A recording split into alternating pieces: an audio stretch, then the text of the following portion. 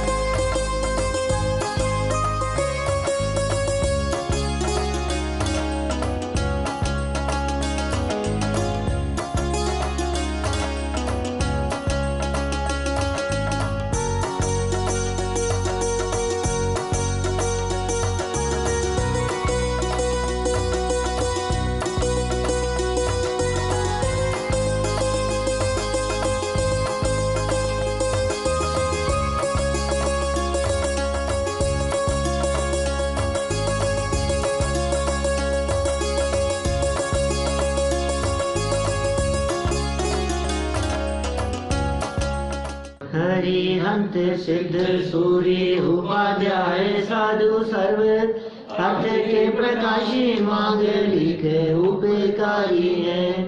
तिनको स्वरूप जान राग दे भरी जो भक्ति काय को नवाए स्तुति जारी है। धन्य धन्य तीन से काज सब राज भरे कर जोड़े बार बार वंदना हमारी है। मंगल कल्याण सुख ऐसो हम चाहते हैं। ओ मेरी ऐसी दशा जैसी तुम धारी है। ओ मेरी ऐसी दशा जैसी तुम धारी है। ओ मेरी ऐसी दशा जैसी तुम धारी है। क्षत्रचूड़ामणि नामक यह ग्रंथ तृतीय लंब कल यहाँ संपन्न हुआ। जीवनधर कुमार का विवाह हो गया किसके साथ में? गंधर्व दत्ता के साथ में। विद्याधरी थी, अनेक विद्याओं में निपुण थी। वाद्य यंत्र बजाने की उस कला में उसने समस्त राजाओं को पराजित किया, लेकिन जीवनधर कुमार से पराजित होकर भी उसने विजय का अनुभव किया, हार कर भी जीत। और वह हारी तभी उसी को हार मिला, गले में वरमाला। तो वह विद्याधरी भूमि गोचरियों के यहाँ आ गई और विधि पूर्वक दोनों का विवाह संपन्न हुआ। काष्टांगार के निर्देशन में उसके भड़कावे में आकर अनेक राजा भड़क गए थे, उनको भी जीवनधर कुमार ने जीत लिया। इस तरह जीवनधर कुमार के बल, शौर्य, वीर्य का प्रदर्शन भी हुआ। देखिए आगे चतुर्थ लंब जीवनधर कुमार का सुखी जीवन, पेज नंबर 206। अथ जीवनधर स्वामी रेमे रामा समवन्ते संसारे यथा योग्यात् ज्ञान सुखी जन है। इसके अंतर अपनी गंधर्व दत्ता नाम की स्त्री के साथ जीवनधर कुमार ने रमण किया। निश्चय से संसार में भी मनुष्य अपनी योग्यता के अनुकूल भोग सामग्री मिलने से सुखी होता है। माने यह संसार के सुख का चित्रण यहाँ कर रहे हैं कि संसार दशा में रहते हुए नीतिकार ये कहते हैं कि आपके अनुकूल योग्य यदि भोग सामग्री की प्राप्ति होती है तो वह व्यक्ति इस संसार में भी किंचित सुख का अनुभव करता है। राजकुमारी गंधर्व दत्ता के साथ विवाह होने के पश्चात जीवंदर कुमार अपनी स्त्री के साथ सुखमय जीवन यापन कर रहे हैं, क्योंकि संसार में अपनी योग्यता के अनुरूप भोग सामग्री मिलने पर मनुष्य सुख का अनुभव करता ही है। यद्यपि यह बात परम सत्य है कि पंचेंद्रिय विषय भोगों में सुख नहीं है, बाह्य सामग्री में रंच मात्र भी आनंद नहीं है, भोग इस जीव को सुखी करने में समर्थ नहीं है। लेकिन फिर भी यदि पुण्य के उदय और अनुकूलताओं की दृष्टि से बात की जाए तो उस पुण्य के उदय को भी जगत में सुख कह करके पुकारा जाता है। माने वो पुण्य का उदय, वो अनुकूलताएं भले ही बाद में पूर्व और पश्चात आकुलता को जन्म देने वाली हो, तथापि वो वर्तमान में तो सुख कर प्रतीत हो ही रही है और ज्ञानियों को भी वह सुख कर प्रतीत होती हुई दिखाई देती है। तो जीवंदर कुमार अपनी पत्नी के साथ सुख शांति पूर्वक रहने लगे। प्रथम पत्नी है ये गंधर्व दत्ता। अभी तक तो युवा थे, राजकुमार थे, धीरे धीरे से उनके बल शौर्य वीर्य के प्रदर्शन की चर्चाएं चल रही थी। पहले भी एक उन्होंने इसी तरह से जिताया था। कहाँ से? वो गोदन चुरा के ले गए। हाँ, गाय भैंसे चुरा करके ले गए थे और गोपाल जो थे, नंद गोप, तो उसने घोषणा कर दी थी कि मैं अपनी पुत्री का विवाह उससे करूंगा, लेकिन फिर इन्होंने उसकी पुत्री गोविंदा का विवाह अपने दोस्त से करा दिया। माने ये अविवाहित ही थे अभी तक, और ये पहली पत्नी है जिसका नाम था गंधर्व दत्ता। वसंत ऋतु का आगमन देखिए। माधवोथ जल क्रीडाम पौराणामुद्पादयत् रागान्धानां वसंतो हि बंधुरग्नेरिवानिल। इसके अंतर वसंत ऋतु ने नगरवासियों में जल क्रीड़ा अर्थात फाग खेलने की भावना उत्पन्न की। फाग माने होली। हाँ, फाल्गुन का समय आ गया ना, वसंत ऋतु। तो निश्चय से अनुराग में से अंधे पुरुषों के लिए वसंत अग्नि को प्रज्वलित करने में पवन की तरह मित्र सहायक होता है। क्या कहा? राग से अंधे जो जगत के पुरुष दिखाई देते हैं वो पहले ही रागांध हैं, और ऐसे समय में उनके अंदर में जलने वाली जो राग रूपी अग्नि है उसको जलाने के लिए वसंत सहयोगी और हो जाती है। माने उनका राग, उनका प्रेम, उनका उत्साह, उनका ये और अधिक, ये वसंत ऋतु में, ये फागुन के समय में और अधिक बढ़ जाता है। कुछ काल व्यतीत होने के पश्चात वसंत ऋतु का आगमन हुआ। ऋतुराज वसंत ने नगरवासियों के मन में जल क्रीड़ा का उत्साह उत्पन्न किया। जैसे पवन के वेग से अग्नि भड़क उठती है, अतः पवन अग्नि का मित्र है, वैसे ही वसंत ऋतु के आगमन से रागी जीवों की विषय वासना उत्तेजित होती है, अतः रागी जीव वसंत ऋतु को अपना मित्र मानते हैं। वे मित्र शब्द का यहाँ प्रयोग किया गया। चलिए, जल क्रीड़ा के लिए प्रस्थान जीवंदर कुमार का। जीवंदर कुमारोपी मित्र दृष्टुमयादहूं नवापगा जल क्रीड़ाम लोको यहि नव प्रिय। जीवंदर कुमार भी इस नदी की नवीन जल क्रीड़ा को देखने के लिए अपने मित्रों के साथ गए। निश्चय से संसारी लोग हमेशा नवीन वस्तु से प्रेम करने वाले होते हैं।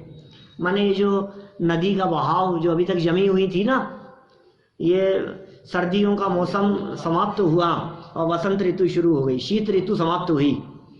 शीत ऋतु में फरवरी तक लगभग ठंड का समय रहता है, दिसंबर, जनवरी, फरवरी, ये ठंड का समय समाप्त हुआ और मंद मंद पवन बहने लगी, जमा हुआ पानी भी नदियों में तेज बहाव से बहने लगा और मौसम एकदम सुहावना हो गया।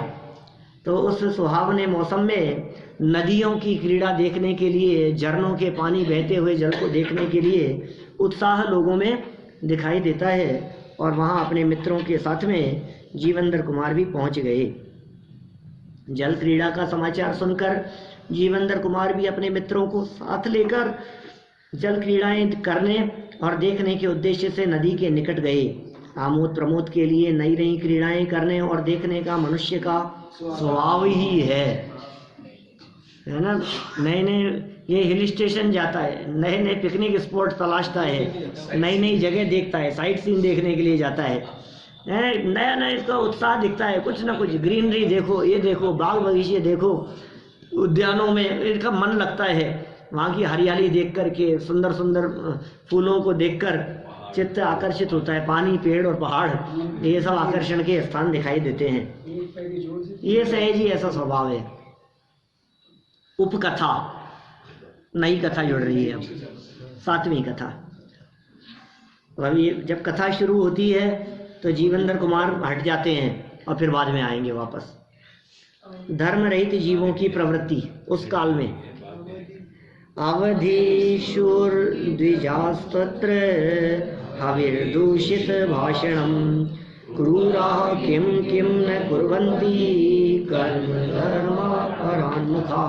ओहो, क्रूरा किम किम न कुर्वन्ति, क्रूर मनुष्य क्या क्या नहीं कर देते हैं, कैसे कैसे कर्म कर देते हैं और धर्म से जो परान्मुख है। देखिए वहाँ पर द्विजाह, द्विज शब्द का प्रयोग किया जाता है याज्ञिकों के अर्थ में, यज्ञ करने वाले ब्राह्मण।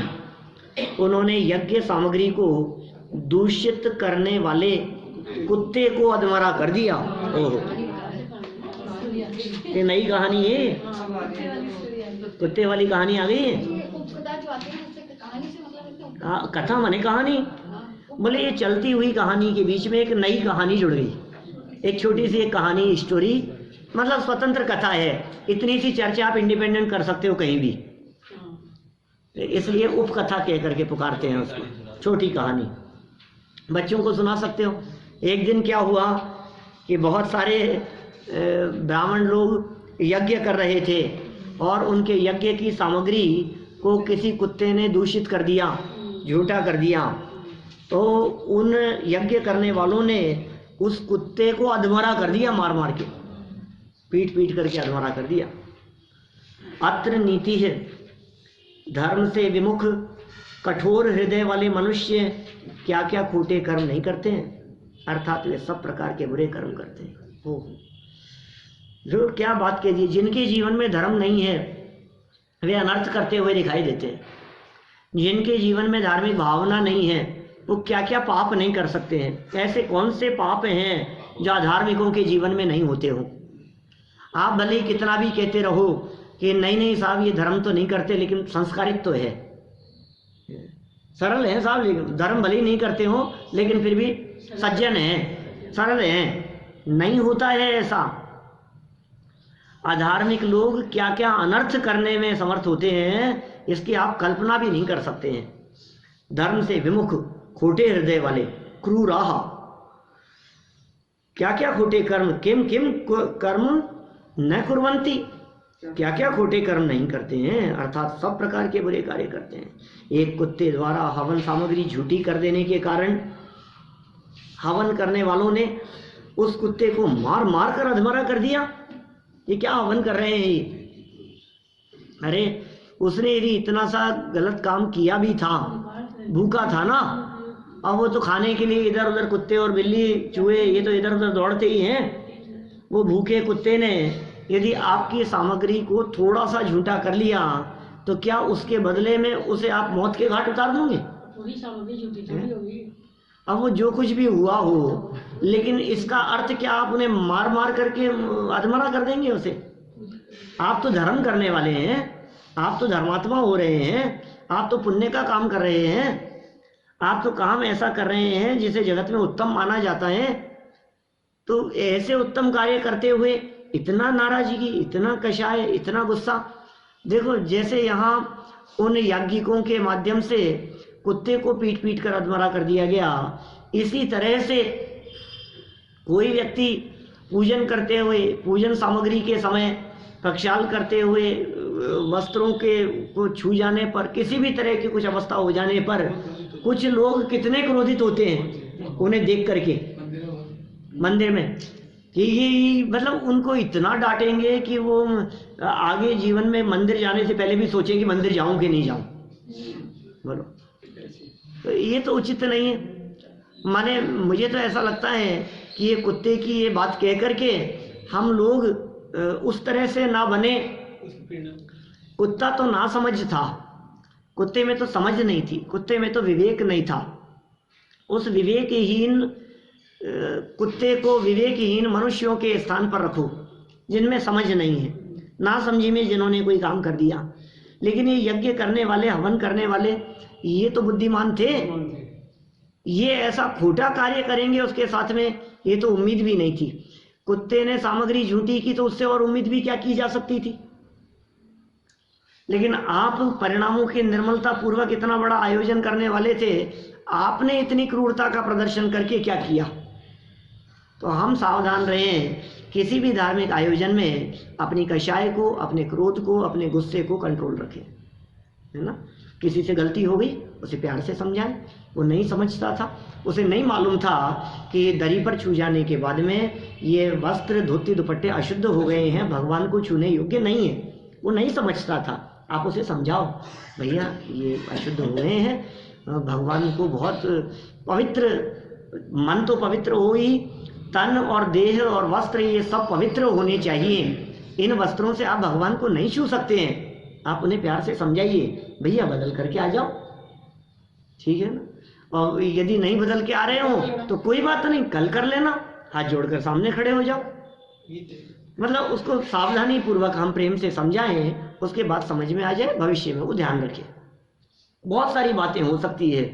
कोई व्यक्ति मंदिर दर्शन करने के लिए आया, मोजे पहन करके मंदिर चला गया दर्शन करने के लिए, आप उसे समझा दो, भैया जिन मंदिर में मोजे पहन करके दर्शन करने नहीं जाते हैं हमारे यहाँ, जैसे चप्पल जूते उतारे जाते हैं उसी तरह से मोजे भी उतारे जाते हैं। कि नहीं नहीं देखो वो जा रहे हैं, वो जा रहे हैं। भाई तर्क मत करो, हम आपको बात बतला रहे हैं, जो योग्य बातें है वो आपको बतला रहे हैं, आप उसका पालन करें। तो और आप उसके ऊपर भड़कने लगो, चिल्लाने लगो, नाराज होने लगो। तो बोले, उसने कहा कि देखो मोजे तो नहीं ले जाए तो क्या कषाय लेकर के जाएं। जिस तरह से मोजे मंदिर में ले जाने योग्य नहीं है, उससे पहले तो ये कषाय ले जाने योग्य नहीं है, तो आप कषाय का भी त्याग करें। देखिए, धर्म से अनभिज्ञ पुरुष, सरल अर्थ की दूसरी लाइन, धर्म से अनभिज्ञ पुरुष अनेक प्रकार के खोटे काम करते ही रहते हैं। जीवेंद्र कुमार ने कुत्ते की इस दयनीय दशा को देखा।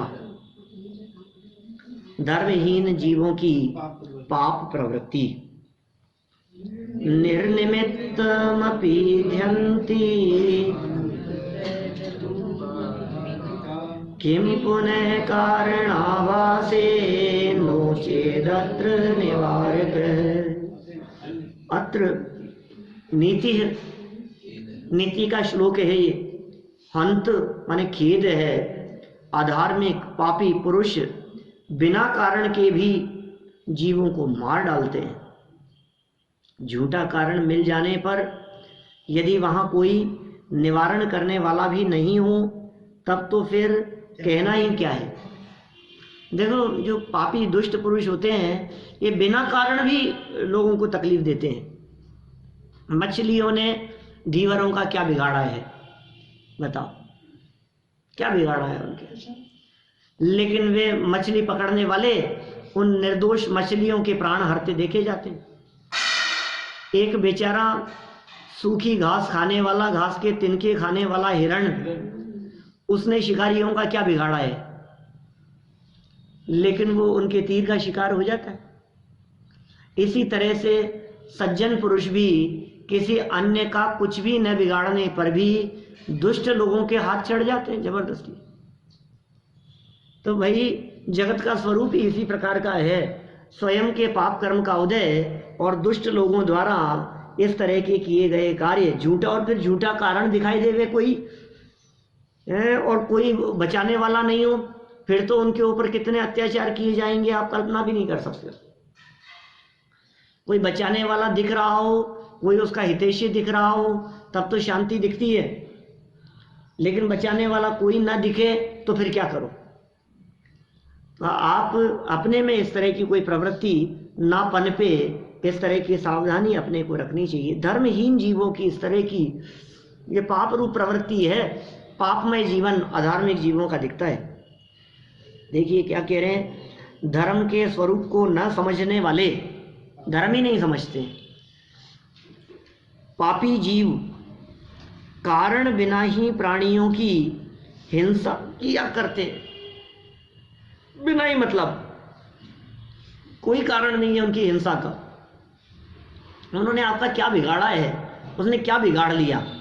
मैं आपसे पूछता हूँ, मच्छरों ने आपका क्या बिगाड़ दिया जिनके कुल को ख़त्म करने की आप भावना बातें। ख़त्म हो जाएं, सारे शहर से मच्छर ख़त्म कर दिए जाएं, वो कहाँ जाएंगे बताओ। आप क्यों सोचते हैं ऐसा।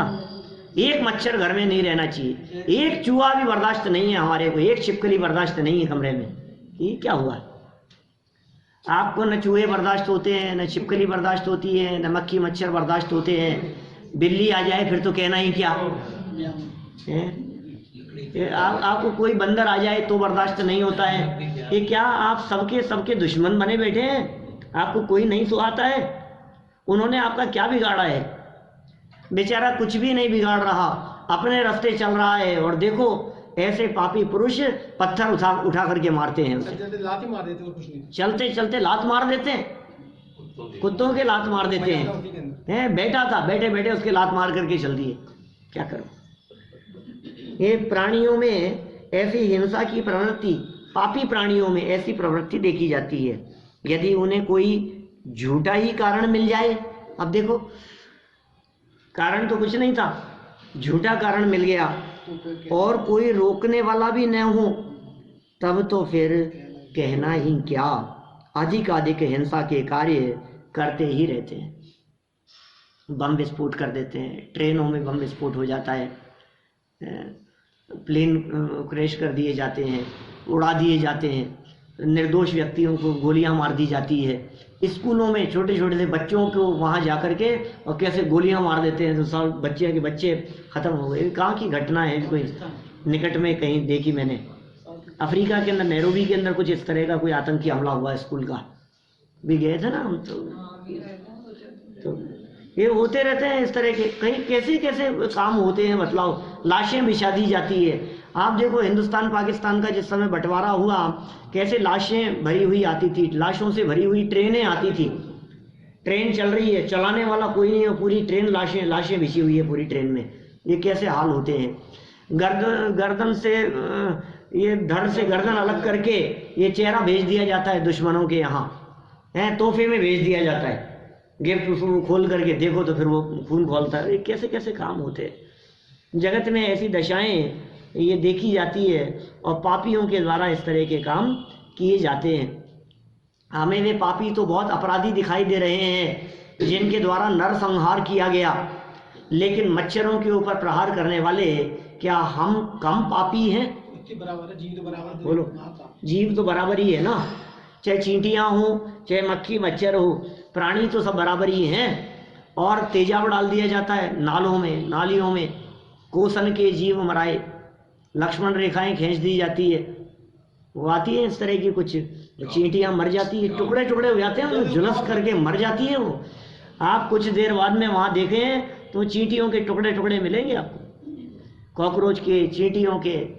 ये गुड नाइट आदि ऐसी चीजें लगा करके वो मच्छर पेस्ट तड़पते हैं, तड़फड़ाते हैं। आप शुरू से यदि पेस्ट कंट्रोल करा रहे हैं तो फिर वो पैदा नहीं होंगे। टाइम टू टाइम मर्यादा से सीमानुसार यदि वो चल रहा है तो फिर दिक्कत नहीं है, लेकिन यदि आप नहीं करा रहे हैं तो आप जीव मरेंगे उसमें बहुत। आप सावधान रहें। पेड़ों को कटवाते हैं, मनुष्य को नुकसान नहीं करती क्या उसकी गैस से? पता नहीं साहब, जो भी है। देखिए क्या कह रहे हैं विशेष अर्थ में, कुत्ता बेचारा पशु है, क्या करें। उसके यहाँ खेती नहीं होती, कुत्तों के यहाँ खेती होती है, घर भी नहीं है, और आप जैसा साधन भी उसके पास खाने पीने का नहीं है। ये विचार तो करो उसके बारे में। हम भी तो कभी कुत्ते थे, भविष्य में फिर हो जाओगे क्या? न सावधानी रखी, यदि आपने अपने स्वरूप को न पहचाना तो डीओजी बनने में कोई देर नहीं लगेगी, और अपने स्वरूप को पहचान लिया, उससे उल्टा काम किया तो जीओडी हो जाएगा, है? भगवान बन जाएगा। तो जीओडी से डीओजी हो जाता है। तो वो कुत्ता देखो आप, अभी ये कुत्ते को नमोकार मंत्र सुनाएंगे, अभी देखिए आप, कुत्ते की परिस्थितियों का चित्रण किया है। ऐसे पुण्यशाली कुत्ते तो बहुत कम होते हैं जो लग्जरी गाड़ियों में घूमते हैं। ऐसे व्हाट्सएप पे कभी कभी चित्र आते हैं इस तरह के, सेठानी जी का बच्चा तो नौकरानी की गोद में है और खुद की गोद में कुत्ते का बच्चा है। तो बेचारा पशु है, उसके यहाँ खेती नहीं होती, घर भी नहीं है, आप जैसे साधन भी उसके पास खाने पीने के नहीं है। उससे उसने अपनी क्षुधा मिटाने के लिए हवन सामग्री खाने का प्रयास किया। आपको उसे भगाने का अधिकार तो है, आप भगाएंगे क्योंकि वो आपकी चीज को खा रहा है, बिगाड़ रहा है। बंदर घर में आ गए हैं तो भगाने का अधिकार तो है, किंतु इतनी निष्ठुरता से मारना कि वे मरणासन्न हो जाए, इतना मारना। भगाने का तो कदाचित बनती है बात कि भाई आप अपनी सुरक्षा कर रहे हैं, अपने साधन और अपनी सामग्री की सुरक्षा कर रहे हैं, ये बात तो ठीक है, समझ में आ रही है। लेकिन मरणासन्न हो जाए, क्या यह कार्य मनुष्योचित है? धार्मिक अनुष्ठान और पूजा के पावन प्रसंग पर ऐसा कार्य करना ये शोभा नहीं है। धार्मिक कार्य चल रहा है और आप ऐसा काम कर रहे हैं, ये शोभा नहीं देता। धर्म बुद्धि जीवों की प्रवृत्ति देखिए किस प्रकार की होती है। तद व्यथां वीक्ष्यमाणोऽयं कुमारो विषसादसः तद्धिकारुण्यमन्येषां स्वस्यैव व्यसने व्यथा। क्या कह रहे हैं? उस कुत्ते की पीड़ा को देखकर ये जीवंदर कुमार अत्यंत खेद को प्राप्त हुए। ओहो, माने ज्ञानी और धर्म बुद्धि जीवों के हृदय में सहज ही ऐसी करुणा का भाव आता है, वो किसी जीव को दुखी नहीं देख सकते। जीवों को दुखी देख करके उनका हृदय द्रवित हो जाता है। उनका कहते हैं ना, कठोर चित्त वाले का मन नहीं पसीजता।